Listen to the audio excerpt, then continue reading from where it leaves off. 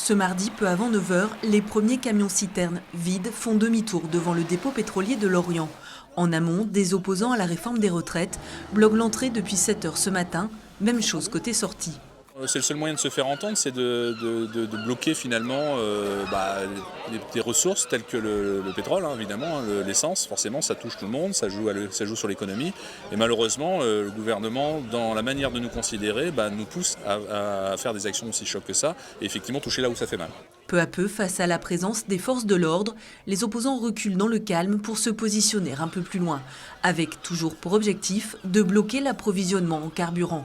Les manifestants restent pour le moment fidèles aux opérations de blocage et organisent leur quotidien en fonction. Avec les collègues, il y a des roulements. Il faut savoir que si on se trouve en poste du soir, 13h30, on va dire 21h15, on vient en manif le matin, on n'hésite pas. Pour donner l'exemple, ce week-end on a travaillé, lundi on était sur le terrain, on était à 5h30 levé, comme si on allait au travail, mais voilà. On est en colère, on est en colère que la démocratie est morte et on n'écoute plus la population et on est très en colère et on ne va pas lâcher.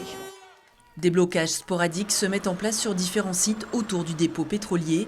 Vers 13 h, la CGT lève le camp, la mobilisation prend fin. Jusqu'à la prochaine.